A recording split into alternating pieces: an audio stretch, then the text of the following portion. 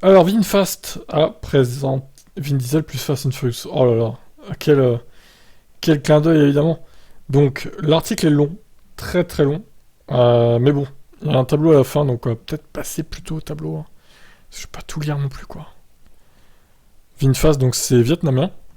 Pour son arrivée en France, donc, VinFast commercialise deux véhicules VF8 et VF9. Le VF8 a la taille d'un Peugeot 3008 ou un XC60. C'est le plus petit des deux modèles. La marque a pour vocation de se positionner comme une marque premium, avec des prix plus doux que ceux pratiqués sur le marché européen. L'entrée de gamme Sono V8 VF8 Eco, son prix débute à 43 050 euros, ce qui le rend éligible au plus gros bonus. Ça, c'est déjà pas mal. Donc, la plus petite batterie de 82 kWh de capacité utile qui offre 420 km d'autonomie. Alors, mauvaise efficience, attention là, 82 kWh pour 420 km seulement. C'est vraiment mauvais, hein. Sinon, il y a la plus grosse batterie, 87.7, avec 471 km d'autonomie. Là encore, les Coréens, avec 13 kWh de moins, font pareil. Donc, honnêtement, mauvaise efficience là, hein. La version entrée de gamme propose tout de même un groupe moteur propulseur de 350 chevaux, 0 à 100 en 5 secondes 9.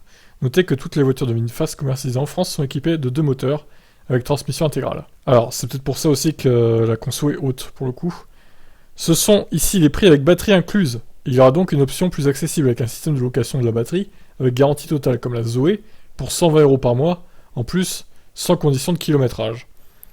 C'est le même prix en plus. Le constructeur vietnamien propose à l'avenir de pouvoir acheter la batterie, mais ce n'est pas le cas actuellement. Enfin, un abonnement moins cher sera proposé, mais avec kilométrage limité, et pas illimité.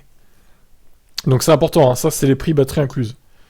Donc voilà. Le haut de gamme est le VF8+, plus puissant, 408 chevaux, jusqu'à 620 Nm, 5 secondes 5, le 0 à 100.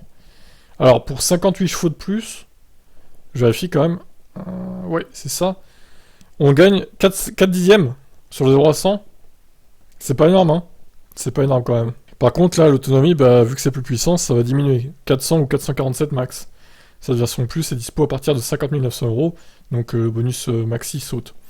Le VF8+, a également des grosses roues, 20 ou 21 pouces, n'importe quoi. C'est aussi pour ça d'ailleurs que l'autonomie chute drastiquement. Comme vous pouvez le voir en photo, l'habitacle intègre un grand écran de 15,6 pouces en mode paysage comme un modèle 3 et modèle Y. Le système embarqué pour l'info divertissement et maison, avec des mises à jour OTA qui facilitera la maintenance du véhicule. L'expérience promise ressemble à celle de Tesla avec une application dédiée, évidemment, mais aussi des jeux et des apps de streaming embarqués pour s'occuper pendant la charge. Ces voitures ont également un Smart Driving Pack, c'est en option. C'est un pack tout en un qui offre le changement automatique de voie, l'aide avancée au stationnement, l'autopark, l'assistant vocal, la surveillance 360 degrés. Ah ouais, pour 7250 euros ou 150 euros par mois d'abonnement. La vitesse de charge est de 250 kW.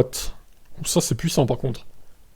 Donc le VF9, taille d'un Peugeot 5008 ou d'un XC90, version 7 places, 92 ou 123 kWh de batterie, 423 ou 580 km WLTP, le 0 à 100 en 7 secondes 5 ou 6 secondes 5 pour la version la plus puissante.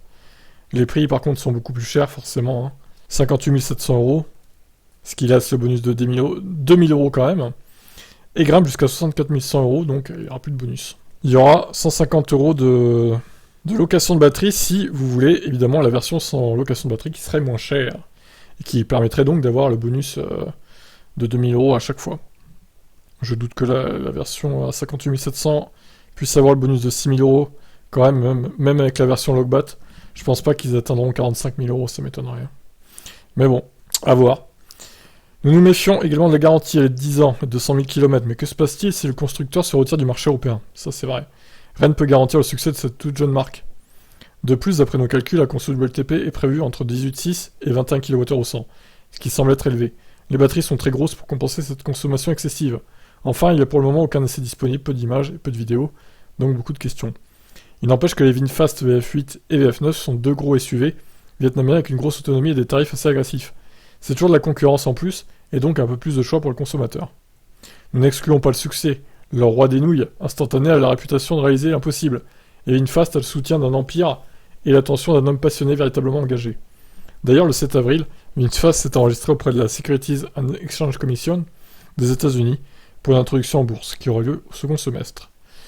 Bon, écoutez, je sais pas, pour l'instant ça a pas l'air mal. Les prix sont pas dégueulasses. Je remarque qu'on est les moins chers par rapport à la France, par rapport à l'Allemagne et les Pays-Bas. En France, on est moins cher, donc pas mal. Enfin, ah, attendez, pas sur tous les modèles. Sur le VF8 Eco, oui, mais le VF8 Plus... Non, on n'est pas... Ensuite, on est... Ah non, non, j'ai rien dit. En fait, les autres modèles sont... On est à peu près au milieu, quoi. Donc, par contre, le VF8 Eco, effectivement, on est moins cher. Bon. Bah écoutez, affaire à suivre, hein, comme on dit. Qu'est-ce que vous en pensez de ces modèles VinFast est-ce qu'ils pourraient vous intéresser, tout simplement? Vous qui n'avez pas de voiture électrique ou qui souhaitez changer. Ils sont pas mal. Le prix est pas délirant. Après, faudra voir les essais de conso, etc. Parce qu'ils ont l'air quand même assez mauvais niveau efficience. Donc bon, affaire à suivre. Ciao, ciao.